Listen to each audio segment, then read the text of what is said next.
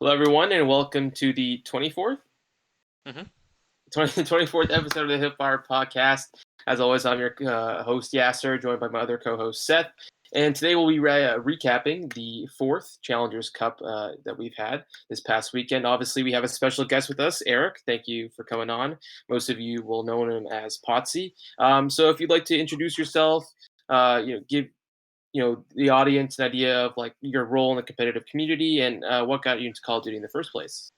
Yeah. Okay. Well, we'll start from the start then. I've been in the Call of Duty community since probably 2009 or so. I really got into it back in Modern Warfare 2. I was big into like the trick shotting and sniping community. So was in the whole like montage making, leading clans and stuff like that back in the day. And I really only got into competitive Call of Duty probably like 2015 or something. But really just like casually watching it until World War II. World War II, I got really invested in Lightning Pandas, which is a mainly Canadian team. I'm Canadian. And they weren't in the Pro League. And so I've been following Challengers ever since then. So the last few years, I've been writing little write-ups about Challengers players that I've noticed who stand out. And so it's really great to see all the coverage on Challengers expanding this year a lot beyond me because I don't see myself as a content creator.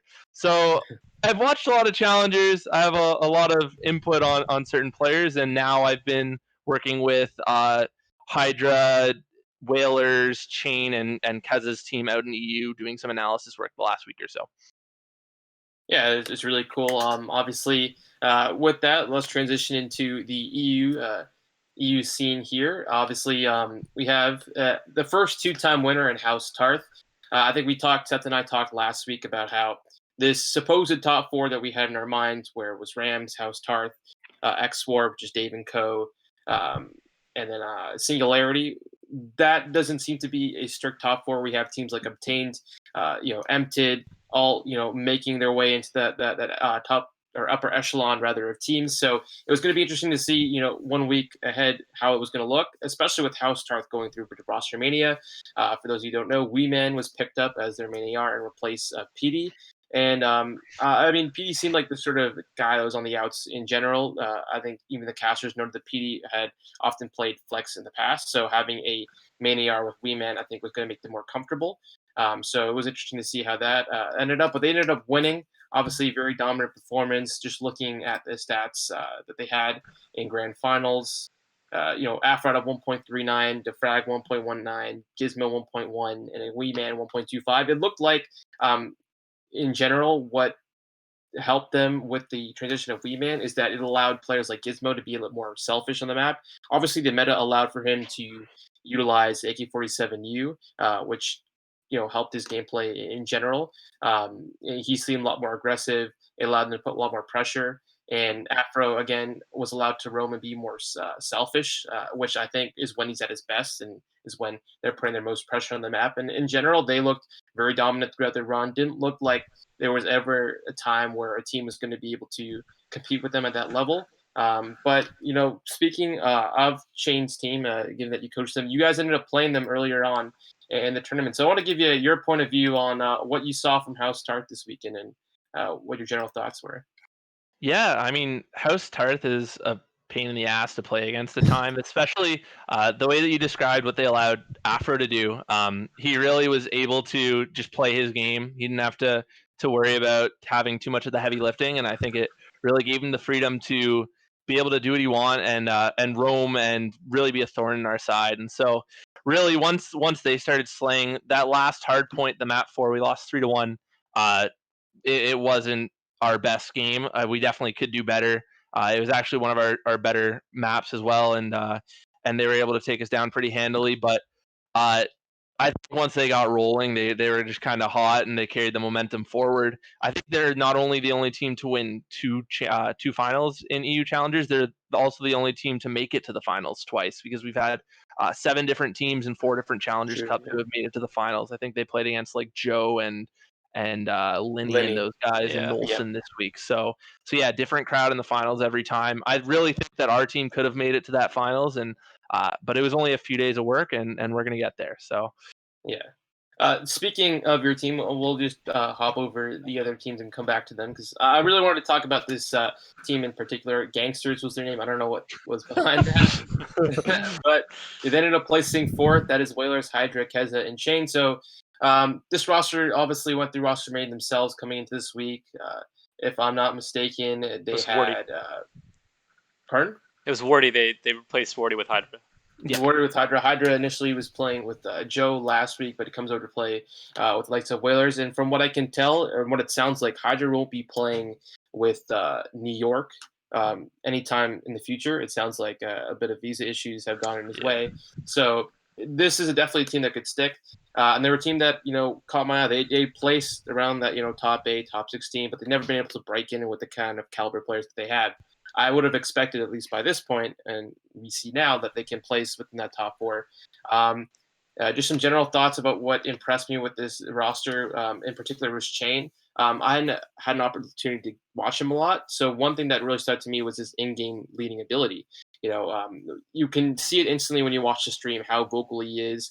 He's so aware on the map of where everyone's going to be spawning. He's always picking up the flanks. I noticed that quite often. He was able to read teams' flanks over and over and predict them and pick up on them so well to the point where it allowed Whalers to get in a better position, allowed the team to get in a better position, and overall he looked a lot more dominant in that flex position, whether it be the 47U or the XM4 that he used. But what were your thoughts on the team, Eric? Obviously I know you joined the team in short notice, but what were you able to see from them? They're a lot of fun to work with. First off, like I wish that you guys could hear. I guess you could hear the commentary during the tournament, other than Search. But I wish that you could hear like our scrims and stuff. Like they're so positive all the time. Like they're having fun when they're playing, and I think that really sets the tone going forward. We definitely had a few maps that were harder, and we maybe lost a little bit of composure and had to regain. But like you talked about, Chain's leadership, like he's always the one who's in high spirits still. He's still confident no matter the scoreline, and he's the one who's like picking up his teammates and making sure that they're not throwing it away or anything. And so I think that with that dynamic, it's really an easy group to work with. That being said, like they still really did only have like 3 days of scrimming together as a 4, and it becomes a whole different team once Hydra gets added to the team. I think everyone gets more confident. Just having a player of that caliber around you makes your job so much easier, and I think it allows other people to take on roles like Chain played pretty selfless. Keza you see doing a lot of the little things like rotating early, like and so I think that having a player like Hydra just makes our team that much better and raises our potential. Like I really do think, and I know that the players think that they have the potential to win a lot of these cups here, and that's really the plan going forward. And so, fourth place was something that we were like very very happy with that placement, considering they came in I think as the 11th ranked team, and we had to beat some good teams on the way. Like we had to beat Eric Boom's team, the Spaniards. We had to take down Team Sween, and the teams that beat us were like House Tarth, who ended up winning the tournament, and a Rams team that really came out hot. I really think that if we got them another time, we'd have a chance to beat them. But they are great players nonetheless. So it's a lot of fun, and it's a team with a lot of potential, and I think they're only going to get better if they stick. Yeah, no, 100%. I really hope they do because it looks like we got a couple of cups. Obviously, there's the Elite Series, which apparently no one has information on, so that's just fantastic. But obviously, a couple of the teams that we wanted to mention. One that I really want to talk about is Singularity because I got to watch this match. Yeah, top 6. Yeah. Kind of confused. I was really high on this roster going into the season, and even with the meta shift, it looks like I've seen Bids running the 47U a lot more often, and he looks really damn good with it as well. And Maple looked like he was very strong early on in the tournament, but again, they seem to fall short. I know you had the opportunity to play against them this tournament. Just from your perspective, what did you see out of that team, and where do you think that they went wrong? Honestly, I think that Singularity played pretty well. I got to see them the round before ours while we were waiting to find out if we were going to face them. And I remember they were playing at Crossroads, and I believe they lost the hard point 250 to 246 or 248. It was a super close match. But it just came down to the little things, like they were out slaying the opponents, and so it must just come down to their holds and their setups, just someone not picking up the flank. Little things like that are able to cause such an issue, and can cause such marginal losses like that. So I mean, Singularity is a really good team. They're always going to be a really good team. I We were also pretty hot and pretty ready to play them. I know like players like Chain and Keza have been on Singularity before, Yeah. so they have experience playing with those guys. I'm sure that probably helps them understand those players' play styles, and also it gives a little fire underneath them that maybe they just want to beat them a little more. So, I mean, if you watch back our series against Singularity, the first hard point on Raid, we came out real hot, and Yeah. like there was no stopping us really. Like it was nothing that we could do wrong in that map, and but then they came and they bounced back. They're a strong search and destroy team, and they took that search and destroy with us. But it's just the little things that can cause issues for them in respawns. And so, I mean, Singularity's not down and out by any which means. Yeah. Expect them to be great the rest of the season still. But yeah, I'm sure that they were hoping to do a little better than that still. No, 100%. Obviously, I mean, they're still placing well within the top 8. I know D-Real on Twitter, he himself is trying to figure out what they need to do to get over the hump, because they looked. I remember just even going back to the first cup. I mean, they won the first best of 5. They looked like they could have taken that series, but they ran out of steam, so to say, against House Tart. So it's curious to see if they'll regain that form anytime soon. Just a couple other stats to look at. Obviously, we go to the Rams when they played Chain and Co. And they're not necessarily pretty from Chain's team side of things. I think they, sort of. I mean, like you mentioned, they sort of ran two teams hot. I think Journey, Journey had a 1.43 that series, which Oh god, is he's just insane. absolutely absurd. Lucky had a 1.19, Metals had a 1.07, and Nvidia had a 0.89. So, yeah, nothing. I mean, that's sort of what you expect. Journey looked a lot better, what I could tell, in this cup compared to the past ones. I know in the first couple of cups when Rams were the strongest, Journey was the one that was performing at their best, and it looked like they sort of lost that with the last couple of cups. But with this one, he looked to be in full force once again, sort of roaming the map. And I think the change that I noticed for them, if I'm not mistaken, was that they saw Lucky moving towards playing with the XM4 a bit more, or with an AR role, and having Metals play alongside Journey, as opposed to how they had it before, which was Lucky running with Journey. And I think that sort of improved their gameplay overall. So they ended up taking the series 3-0. Again, it was a bit of a tough go for Chain and Co. I think like you mentioned. Yeah, If you, yeah. yeah, Yeah, I was just gonna say, I think that team, when you watch them play, the one thing that sticks out is just their teamwork. Like those guys have played together before. yeah, In 3 of the 4 of them were from that Heretics team that played in Black Ops 4 in the league, and so they have a lot of experience together. They've been stuck together since the start of this season, which very few teams can say that they haven't had one or two little changes. So that definitely was something that was beneficial for them. And when you catch them on some of their maps, they like stacking some of the hot spots together. Like I noticed them on Crossroads a lot of the time, sending 2 or 3 guys together. And really, it just comes down to whether the other team is working together just as well and is able to trade out kills there. And so that's somewhere that us against them, we were not as good as them in the teamwork department, but that really just comes with reps. And I mean, I think as more of these teams stick together, especially with this elite league coming up, there might be teams that are going to challenge them more, but they're nonetheless a really talented team and a really good like overall team. They play together like few in Europe can really say, and they play with a pace that I think few in Europe can stick with, because a lot of the NA teams I think in the AM scene are a little faster than the Yeah. EU teams.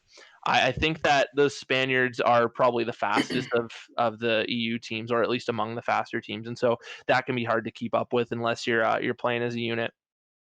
yeah. No, 100%. You notice that from that right away, but they ended up falling. And the last thing I want to talk about here before we move on to the NA scene is Joe, Lenny, uh, Nolson, and Felon. I remember, I think Brody or Infinity, is some know him, on the broadcast, was mentioning how this was sort of a team of like a lot of SMG players, and they ended up having to change roles. I think Felon was playing the main AR role in order Yeah. to play better, and they sort of now they've had good performances in the past, but I think I would have never expected them to make it as far as they did, beat the teams that they did, make grand finals. I think it showed, a lot of points for them. I mean, hell, we man left these guys ended up. And they all ended up making grand finals, which is kind of crazy. Yeah. I think Felon, impressed a lot of people this weekend with his ability to play at the main AR role, which I think was pretty key. Joe was sort of his inconsistent self at times. There were times where he was dropping a 0.69 and he was sort of hurting the team. But there are times where he's dropping a 1.33 and his flanks are always working and he's able to slip through the map. And that's sort of what he's been known for. So, from what I could tell from them, they had extremely good teamwork and communication, and that's what was able to lift them over these other teams. But were you able to watch them at all, whether it's Seth or Eric, and what do you take away from that team? Yeah, I mean, I wasn't able to watch them too much this weekend, but just looking at the team, I think the one reason that some people weren't expecting them to do so well was just because they haven't been together all year. It really is a team that looks like it was kind of just thrown together of the players that were left. But when you look at the roster, like Lenny's a player who's super talented. Like we've known really since like Black Ops 4 when he joined that Sicario gaming team with Tommy. Like I said this before the podcast. Like I trust Tommy's judgment all the time. Like if he's thinking, oh, I want to like take this guy under my wing and bring him to North America and show him the ropes, like I trust that he sees some talent in them. Like so Lenny's a great player. Felon also like a lot of people in EU call him like the Reaper of like eights. Like everyone knows he's a talented player, but I Yeah. don't think he's ever been on a top team. Last year he bounced around a lot. I think he played with some of like the Spaniards even last year, and so he's never really been on like a consistently top team. But I've seen him before, like stand out individually, and so I think it'll just take some molding if they stick together. I can imagine under Joe's leadership, they're only going to get better. And Joe, like you mentioned, his KD, like he's the type of player that really you can't judge based off of his KD Yeah, because he does some of that little stuff that gets his team map positioning and like it's really like his flanks that he's really well known for. Like that's the type of thing that doesn't show up on the scoreboard. And so, I mean, I think you got to trust with Joe there that they're like a well coached, a well organized team, and that they have the opportunity to get better for sure. I was yeah, just gonna add, well, which is out for you. We talk a lot about the trickle down effect of roster mania in the M scene, where one person gets picked up or dropped, and the chart causes like a giant chain effect. Mhm. Well, in the EU, it seemed to work in favor, like Yas mentioned. You know, House Tarth drops PD and then picks up Wingman, and then Nolson's team, the team that came second, just lost Wingman, so they picked up Felon. And they both ended up doing a lot better and placed higher. yeah. And I James know, team picks up Hydra, and yeah, yeah, yep. I know we talked about before, like how we were upset last week with some of the changes that happened in NA, and we were talking about how roster media is not always a good thing, and here it seems to have worked. But in this case, it's one player, and you're making a change based on a role in House Tarth's position, or you're making a change based on something like that. So when it's like a team that's stuck together, I want to call them out right now, but UTC Crew, like for them, for example, when it's a team that's stuck for a while and you got close but didn't win, it kind of makes sense to make a change. So in the same sense, like House Tarth, right? They won one cup before, and they saw that they couldn't get back there again, and something had to change, make a change. It's different from you picking up one player and dropping on the next because they didn't play well in a tournament. Like you kind of need to see what the team needs, and that takes a little bit of time to develop. I don't like a lot of the yeah, quick roster media that we see, where it's like a week and then they switch another player the next week and a constant change. Like it's not going yeah, to bring you any success. But I like that how in EU, when there is a change made, it's generally a team that has stuck together for quite a while and noticed something's missing and something has to change, and then they make the change. It seems yeah. more like methodical and thought out than just like a random, all right, we got to chop two guys and move on kind of change. Yeah, I think looking at the top 8 right now, I'm pretty sure that 4 of the teams made changes from the last cup to this cup. 2 of them are like brand new teams for the most part. Looking at like Team Sween, most of those guys didn't stick together last weekend, I don't think. And Connect 4 is a bit different than it has been in the past. But other than that, it's mostly just little one-man sub outs. So like Yeah, yeah, House Tarth, even our roster, they only switched out Yeah. Wardy for Hydra, and so yeah, it's little changes, and I think that they're a little more thought out than yeah, I think there's a lot of passion moves in NA. So Yeah. I yeah, mean, looking forward to the Cup. I mean, not the Cup, the Elite Series. Mm. I was hoping that teams would stick together more, and I look at the leaderboard from this weekend, and I think I could see about 9 pretty good teams in Europe. So I think that Elite League will be a lot of fun. Oh yeah, they're For sure. I'm excited for the EU Elite League, especially seeing all these teams stacked up against. Because like one thing in just challengers in general is that how much seeding plays a factor. I mean, even you guys had to run to Team Empted, who I consider one of the stronger teams. It's just how seeding works. Derek So Boom's so good, yeah. When we get a sort of league series where they're all going to be there regardless, I think it will be a lot more entertaining to see that come together. But speaking of North America, we can switch over and look. And once again, Wester has once more taken the crown. I know we talked about last week that they looked like they had cracks. It looked like, especially because when they went up against UTC Crew, it felt like UTC Crew sort of let that series slip away from them. Yeah, especially in both the hard point and the control. It felt like, and even honestly, yesterday they should have closed all 3 maps out, and they failed to do so. So it was something to point out that Wester, they had won 3 at that point, but they look beatable. And it's just sort of the same story here. And I think you have to give credit to Wester here and their ability to clutch up. Isle Chip sort of mentioned it multiple times with the cast, that you saw guys like Paul and Tom Gravity consistently winning their 1v1s, and some will talk about hosts, and we'll get to that later. But it's interesting, like they're very consistent in their ability to clutch up at key moments, whether it be Respawn or S&D, and I think that's important to note. I mean, just looking at their stats from Grand Finals, Gravity 1.48, he was beaming across the map, and we have a specific play that I want to show you from that series in a second. Paul at a 1.32, Zap 1.97, and Venom at 0.89.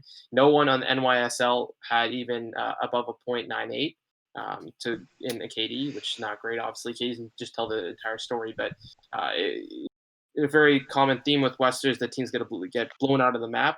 But one of the key defining moments in this entire series was the first hard point, and I think Seth has a clip for you guys to show. Yeah, I got a clip. Just give me a hot minute, hot second. Boom, boom. And then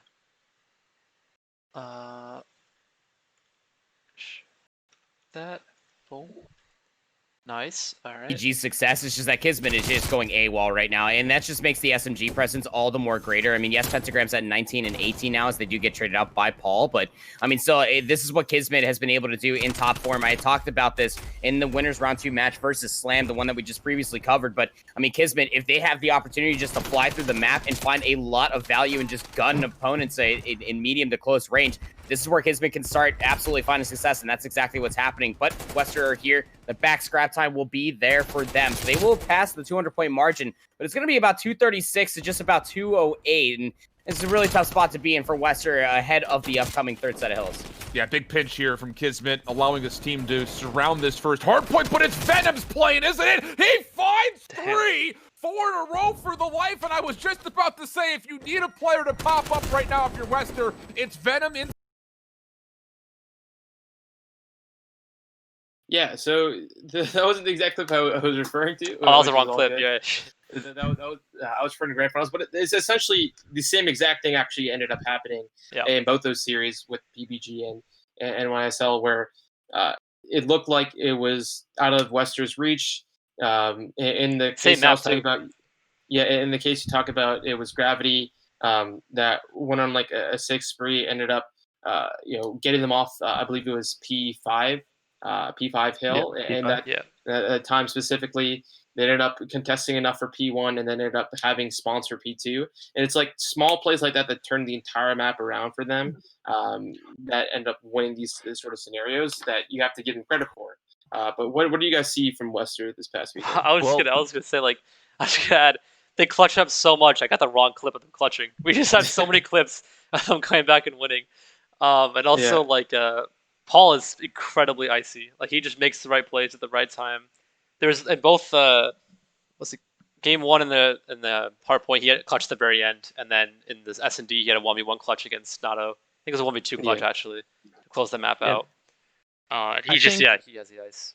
Yeah, I think obviously it's obvious that those are like some of the most individually talented players in NA challengers, but the most underrated part about watching that clip is I was watching the arrows the whole time, and while Gravity was holding it down in the hill, his teammates is kind of controlled around plane. They've taken control of the plane and the wings and underneath it, and that is so crucial to holding that P5 and to pushing up for that P2 spawns eventually. And so I think it's really underrated, their teamwork, and they're working really hard. You see it all the time. They're working so hard to ensure that they don't have any lapses in that teamwork, and they're working with Phoenix. You gotta give him a lot of credit there, but Oh, yeah. also just the willingness to put in that work and to become that team. Really, it's not just a group of individual talents. Like, they really are a great team. Like, I don't think that if I mean, I'm sure that they could do great if those players got picked up individually by CDL teams, but like, I can just imagine how dominant they could be,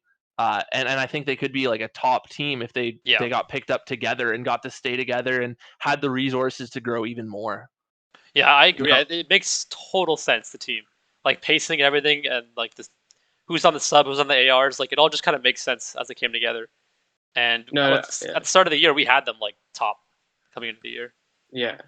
No. I 100% agree with that. I think like your point about their the way they play checkmate especially, and I think I hold Ship picked it up during the stream, where how they're often so spread across the map and their influence on the map is so important. Whereas we saw like teams like NYSL, they were all like sort of jumbled up together, like running through one lane, and you just see them get picked apart. And again, that methodical play, and you have to give, like you mentioned, I think credit to Coach Phoenix for that, and you can tell the improvements they're making. But yeah, I think everyone sees Wester at the top, and now it's a matter of who's going to be able to challenge them. And this week it was the NYSL team of Spark, Prelude, Saints, and DiamondCon who ended up making their way through into grand finals. And I know they had a lot of clutches there by themselves throughout this tournament. They played Triumph very closely. I think it was two That round series is 11s. insane. Yeah. That map, that series, if you've not watched it, I think it's got to be the best series, arguably, since Challenge has just begun, with how close it was. If you're a Triumph fan, I would avert my eyes because, man, they definitely lost it on multiple occasions. I think on our Twitter we have a clutch from Nato. I can't remember if it was a hard point or a control, but I think it was the hard point where that they won by like 1 second at the last moment, thanks to Saints. But they look very impressive this weekend against Spart. One thing I think that goes unnoticed is how consistent he has been, especially in terms of placements. I think outside Wester, he has the highest average placement. Yeah. From what I can tell, he hasn't actually placed outside top 6. I think that's something really interesting to note, where it's hard to kind of tell who outside Wester is deserving of that second spot. I think Spart and the teams he's been able to construct show consistency in that case. But what did you guys see from the New York's Academy team? Yeah, I mean, just starting off with like Diamond Con. Diamond Con is a player who, even when he got picked up by Triumph last year, I don't think that there was that much attention around him. Like, he got picked up from almost out of nowhere. Like, I mean, I've been aware of him for a while just because he's Canadian. He's kind of a local. Yeah. He's been to these local events, and I think even like his first MLG tournament, if I recall, I think that he went with like a local team. It was like Evan Haller, who's from like the Toronto area, yeah. picked up him and Lurid, who Lurid had a pretty good placement this weekend. Yeah. You might know him as 47. He came top 6 as well. So Yeah. Diamond Con really came out of nowhere, though, as far as like the public eye goes. Joined Triumph, was really good as like the main AR type on Triumph and at the end of last year, but then still this year he kind of got thrown into the gutter at the start of the year. Like, I'm pretty sure his first team was like really that team of scraps. It was like him, Noisy, like a bunch of players that are individually great but didn't make that much sense as a team. And I don't think they were ever really intending to stick. And so I wasn't sure if he was going to really make much of this season at the start. It seemed like he was kind of out of favor, not really in like the main circles, until that scouting series. Really, I was gonna say, it's honestly around. like I know everyone knows that one clip, but like that clip Yeah. resulted in him getting like, I'm sure it was more than just that clip. Like, I'm sure his performance was great that whole day, but the next day he got selected first overall in that scouting series draft. And I'm not saying that the scouting series was like all that indicative of everything, and like I'm sure that, and I know that he's earned it well beyond that. He won challengers last year. Like, he's a great player. But I think finally people are giving him his opportunity and going to give him some limelight. And I mean, truly, he's a player that should have like serious CDL eyes on him beyond just like NYSL. Like, He's on, I believe, a 2A contract right now. So like I think, or it might not even be 2A. It might just be an academy contract. Yeah, I don't think they're actual subs. Yeah, so I think that other teams would be able to sign him if they wanted to bring him into the starting roster. I'm not 100% clear on that, but I believe that probably within the next few years you can expect him to make his way onto a CDL roster at this rate. So Yeah, Yeah, and I think like the team he's playing with right now also helps a lot. I feel like for him, because well, from what I could tell on Triumph, like they had a pretty good setup as a team with Dad Patty before Damicon came in. So Damicon was able to come in, kind of slide into a team that was already kind of built properly. Mhm. And like Yas mentioned, like Spart keeps ending up on teams that seem to be able to figure it out. So if he's joining a team that already kind of has it figured out, and they know like how to play the game well, he seems to be sliding in pretty well with them. And also, I love Perloot. Like I've been watching him forever, and he's one of like Illy's prodigies, kind of. Yeah. Illy would always vouch for him in eights and stuff, and I'm really happy that Byron's seeing success now. And I think it's really great for him in S&D to have a sniper like Damicon as well, because with the mind that Perloot has in S&D, and now you're putting it with a sniper like Damicon, they could be like a dominant team in search. I know they lost pretty badly in the grand finals, but I can see them being a really solid search team. You know, and then moving on, our third place team, they finally ended up making it into that top 8. Is BBG, built by gamers. Yep. Kismet, Goddard, Panner, and Pentagram. This was a team that I had my on in particular. I'm a big fan of Pentagram, the way he plays.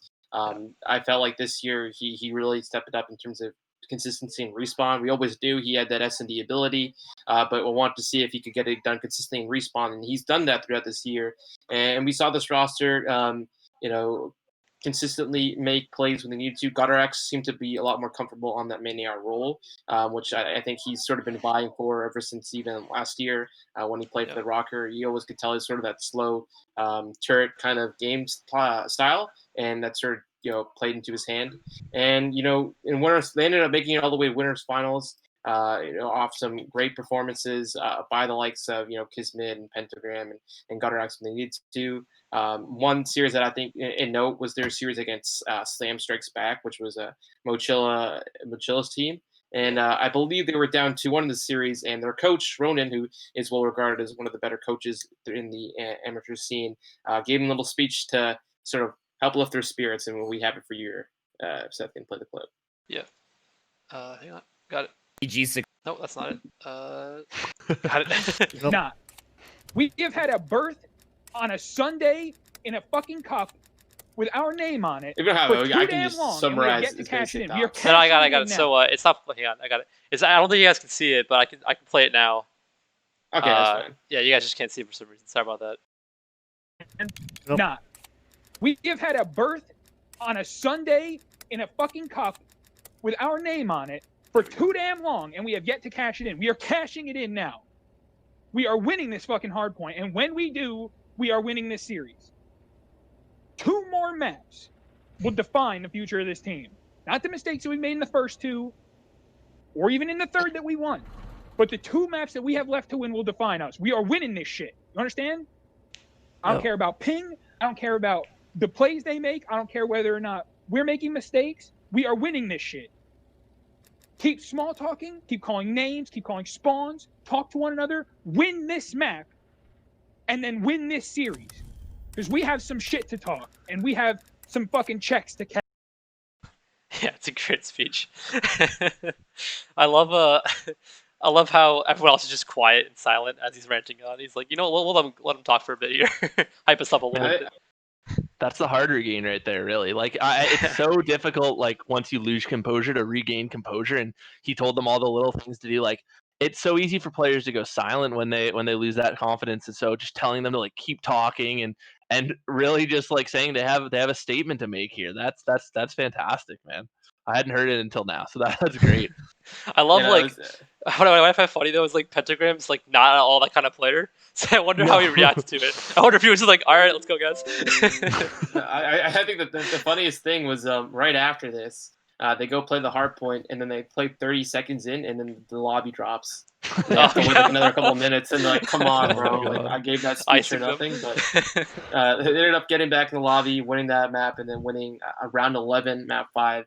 Showing that clutch against a team like Slams, I think they've sort of made their bread and butter on these Map 5 wins. They're in such a S&E. good search team. Their S&E Yeah. prowess is unreal. I mean, if you watch Onyx's stream, you can tell how they communicate and how efficient they are around the map. And that's sort of the next team I want to talk about is Slam.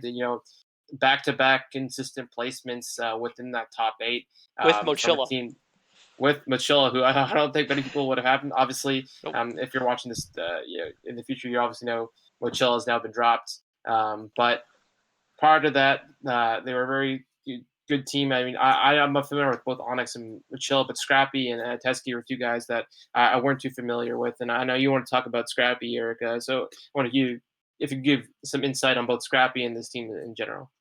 Yeah, I mean, Scrappy is a player that in one of my articles, actually, I wrote an article last year on his birthday, I believe it was, like the day that he turned 18. I think that I might have even delayed that article because I was like, I want to be the first one to be like, yo, watch this guy. And I don't think he ended up playing any of the 2Ks or anything at the end of last year. No. But that's really just, I think, what comes with having a late birthday. Some of those players don't get much of an opportunity when they have 0 pro points. So, like players like him or even like Nero, Yeah, I you had think to wait. we'd been waiting for him for so long, and then he Yeah. never really got a good opportunity at the end, which surprised me.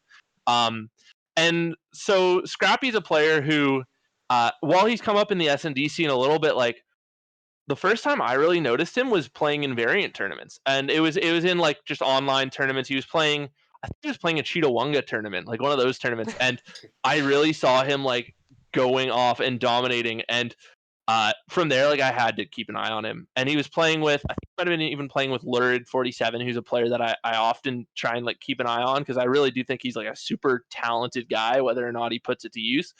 And so I really kept my eye on him there, and I noticed that he'd won a bunch of locals before. And I think that's normally a pretty decent judgment of like, okay, like this guy can transfer it to out of S&D if he wants to. Like if they're going to these local events and they're able to get a little bit of, I mean, they can't compete in like the normal variant scene yet, but if they're trying to compete in variant and they're holding their own in it, there's only going to be more growth in it once they actually commit to it full time. And so I was really excited for him this year, but honestly, I had a little bit of fear with him being on this team because with like young players like that, I always want them to have a little bit of veteran guidance. And so once they picked up Mochilla, I wasn't really sure that was the guy who was going to lead them, but like he's a smart player. He's been there before. Like this was a guy I'm pretty sure he was on like Optic Gaming at one point.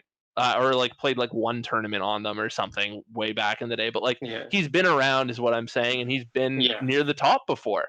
And he's 4th at Champs, and he coached Triumph last year. Yep. He coached Lightning Pandas at Champs a few years ago. Like he's obviously a smart player. He's been around the community, and so I wasn't sure if he was going to be able to lead this team of like 3 players who are kind of regarded as S&D players in Onyx and Teskey. And Onyx is another player though that needs a little bit of attention here. Like I feel like he kind of lost the limelight after Black Ops 4. He turned 18, I believe, late in Black Ops 4, maybe early in MW, but he was playing in those pro down tournaments with the underage guys with like Illy and Celium and whatever in Black Ops 4. And I mean, I think if I like to take peers criticism and apply that to my own thinking. Like when I see that a player like Illy thinks that you're good, I immediately am like, okay, I have you in the corner of my eye now. When I see that a player like Tommy thinks you're good, I have you in the corner of my eye. So when I saw Onyx playing with these guys, I'm like, okay, I have to keep an eye on him. And he's more than just a good S&D player. I mean, he bounced around so many teams last year. I'm not really sure he got his footing. So, I mean, this year, I think that core is going to stick together. The rumor is they're going to end up with Insight as their main AR. And, I mean, I've heard only great things about Insight as an IGL. So, if they can put it together, I think that there's a pretty high ceiling for that team. So, yeah, also interesting if they can start feeding some strats up the chain and be good like scrim practice for S&D and that kind of stuff. Because, I mean, we talked about it before last year, and I always talk about it, but it's never going to happen. The idea of like S&D subs, it's probably not going to happen. But it'd be cool. Though. Yeah, it'd be cool. But I do like the idea of like at least your academy team being good at search or having like at least one good search player, just so they can see a different strat or something. You know? I think this summer, I love those off-season like throwbacks and stuff, and I think a lot of the conversation this summer was around the BO4 Reapers, those being like Estriel in them, which I'm sure Yeah. you'll talk about in a second. But Mhm. Scrappy kind of was the World War II version of that. Scrappy was like the World War II Reaper. Like when he played in those online tournaments, he played a lot of Chals too. With some, he even played with some like the European guys, and he was kind of like the head honcho of like the World War II scene during the summer. And so, I mean, I know that like those games, like the pros aren't playing them as much anymore and stuff, so it's different when they go back to it. They're not grinding the same way. Some of these guys might be grinding for 2 and 3 years, but if you're really like at the top in those games, it's a new slate at the start of every game. So that means you have the potential to learn and to really get to that high ceiling. So I mean, players like Scrappy and Estriel are players who I see like as like they have such a great ability to grow, and especially once they get some good variant leadership, like who knows where they can go. Mhm.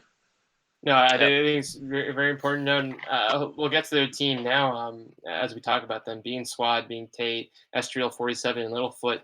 And Good old they're Littlefoot. one of the teams that have also been consistently placing better as they've gone throughout tournaments. I mean, going back from when they competed in Challengers Cup 3, they placed top 16 together, and now top 6. A big step up from that initial performance. And they went against these top teams. They ended up beating. They were the ones that ended up taking down Haggie's team in a map 5. They looked very strong. I will admit, I've not watched as much as I'd like to of this roster, so that's why I'm very curious to hear what your guys have to say about them. Obviously, a lot of praise for Estriel 47. But what did you think of their performance this weekend? What we were able to see, and why, as you mentioned before, should we keep an eye out for these guys moving forward?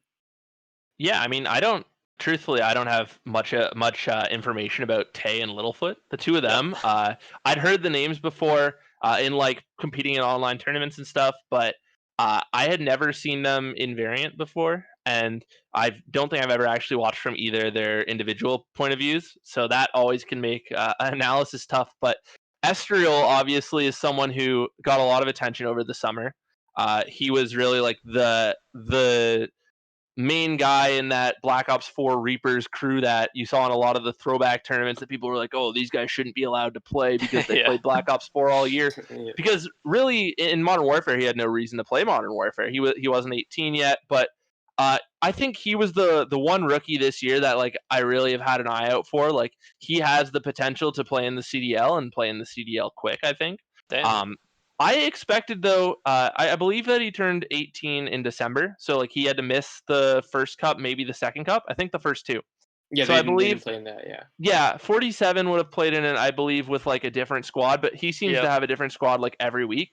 And he's like a university student. He plays in the CCL, the College COD League, and he's kind of like a dominant force in that league on Carlton's team. And I know that league is not to be taken seriously in regards to like judging, if a talent's able to adjust Yeah. it to the CDL, but I mean, he's always been a class above. And even like he played in a bunch of the like Canadian tournaments last year that Yeah, the he did, Toronto yeah. Ultra put on, the Northern Rivals, and he always is one of those players who's able to play up to his opponent's level, but also can sometimes play down to it. So when he plays with confidence, he is like he can really like be like a player who puts on a dominating performance. Like I watched him on some of those teams, and I get that the opponents weren't always the same, but you see him alongside like Exotic and Royalty and stuff, players that are real standouts and probably should be in the pro league. And you see this lurid guy, and he blends in well with them. You're like, he might be the standout out of the three of them. It's just whether he really cares enough to put it together. And I mean, he was on a good team at the start of last year. I believe he was with like Noisy and Juju and stuff, but that never ended up sticking. And this whole COVID thing makes it difficult for some people to take this whole thing seriously. So I get that, but Estriel is the like fresh 18-year-old who hasn't been around as long. But when he has been around, he's dominated for the most part. Like he was winning all of those Black Ops 4 tournaments, and now like after he's probably only been scrimming for like a few weeks now compared to some of these people who've been scrimming since like day 3 of the game. So and he was playing a lot of those COD agent tournaments, and I believe that his crew went on like a 12-peat or something in those tournaments. So Damn. like I mean, when these players are winning and just continuously winning, you can tell there's more than just skill there. Like they're obviously able to read the game pretty well, make adjustments pretty well, and now playing with these two new players, Tay and Littlefoot, they're still making strides towards improvement. Like, you have to think that the ceiling's there. And I mean, I wonder if a guy like Parasite's looking at Estriel and is like, I would love to take this guy under my wing, because he's been used to taking some of these younger guys who are maybe a little bit lesser known, have a little less of an ego at this point in time, and giving them something to play for. So Yeah, No, it's just 100%. tough. I'm looking at the standings right now. It's just tough for some teams because, like, we talked about EU for a bit, how you can get kind of bracket screwed and play a tough team early on. And NA is horrible. Like, it's so bad. You had UYU, Gunjar's team, and like Tiny's team, and Cells and Hollow. They all placed top 64 at this tournament. That's like four or five teams like that all could be in the top 8, placing top 64. I mean, yeah, if we're, I don't know if you had any more individual teams you were talking about, but like, if we're talking about like the Elite Series at all, there's rumors that it could be top 32 teams that are invited to the qualifiers based off of pro points. Well, if it's top 32 teams coming into this week, that Ping crew, which has all been pro players, they were all on pro league rosters last season. They were seed 33 this week. Yeah. And they didn't crack the top 32 this week. So it's like, some of these teams, I mean, I'm sure that some weeks they're getting bracket screwed. Some weeks they're screwing themselves over by losing to teams that they shouldn't lose to. But they might not be in this elite qualifier, let alone in this elite league. And these are teams that you probably peg down as like for sure candidates for that league at the start of the year. Like, they're all professional players or have been professional players for the majority of their careers. So, I mean, you see that team. There was another team around 30 that I noticed, like, I mean, even that higher squad, like they've had a few rougher placements. I'm sure that they're probably in the 20s or something. And both Spoof and Stamina, I believe, are no longer a part of that roster anymore as a result.